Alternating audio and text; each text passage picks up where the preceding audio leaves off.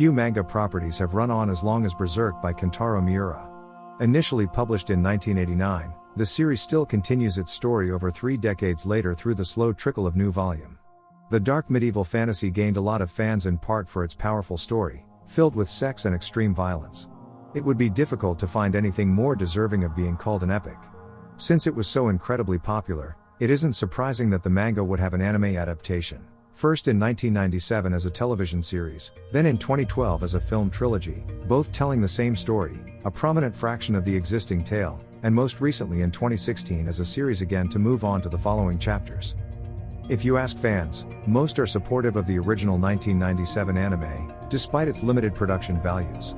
Those same fans are also surprisingly critical of the 2012 film series, since it covers the same parts of the story with little new material, doesn't give enough time for the story to breathe, and overutilizes 3D animation to replace 2D character animation during action scenes.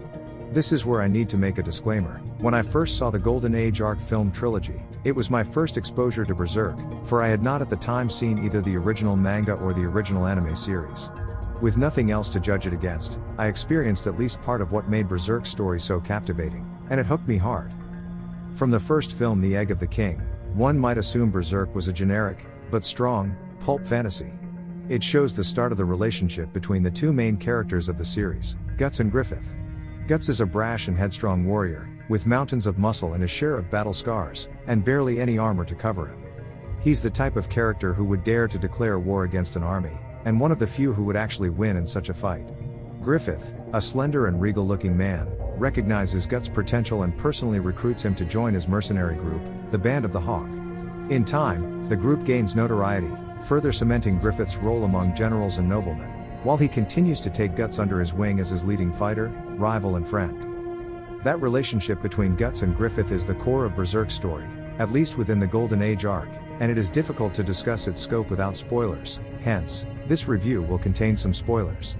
Guts was initially alone, self-reliant even if put up against the world around him, but in the Band of the Hawk he learns for the first time what it means to have a family, to have someone he can call a friend, and what it means to be someone's equal. Griffith had spent years getting what he wants through his fighting skill, charming charisma, and leadership qualities, and slowly his ambition and what he is willing to sacrifice reveals itself for the sake of rank and power.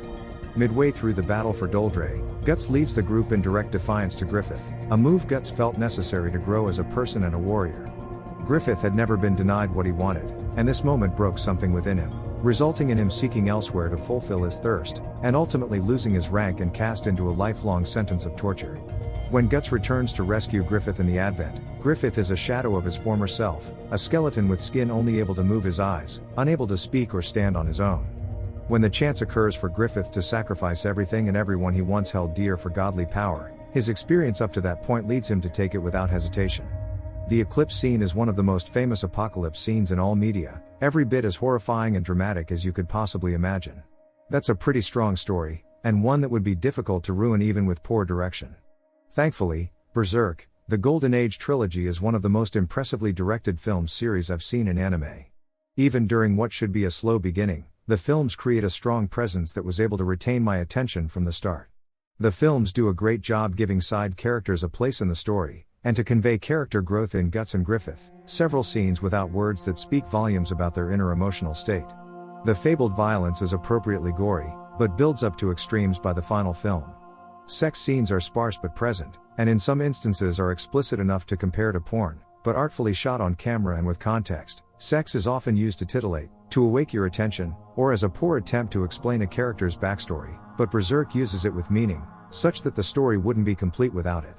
As a whole, the films feel biblically epic but with the character tragedy of a great Shakespeare play or Greek myth. The art is similarly impressive.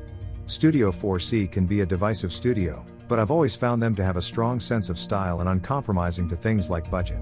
Berserk, the Golden Age trilogy looks fantastic, with solid character designs and earthy color, rendered in great detail. Some specific shots look incredible in their lighting and composition. This is true as long as 2D animation is at work, and when it is some of the best 2D animation to come out of Japan. But often, especially during battle scenes with armies or moving camera shots, the films use 3D character models to make it easier for them to animate. The scenes themselves are exciting enough for it to not be a series issue, and it becomes less noticeable by the final film, but at first, it is noticeable, a blemish on an otherwise fantastic production. Coincidentally, the follow-up Berserk series would be almost entirely in CGI, directly inspired by these films, spurring disgust among fans. The music, partially done by Susumu Hirasawa, the prolific composer to the original Berserk series and most of Satoshi Kon's work, is epic and powerful with synths and choir echoes, a grand compliment that builds the film's character. I don't fully understand any criticism towards the Berserk, the Golden Age arc film trilogy. The story takes its time without feeling like filler, telling a powerful self-contained arc of a story while hinting at the grand adventures to come. The art direction is powerfully good, even when 3D CGI is in use. If you have no existing ties to the universe, and are over 18 years of age, this film series will impress you several times over.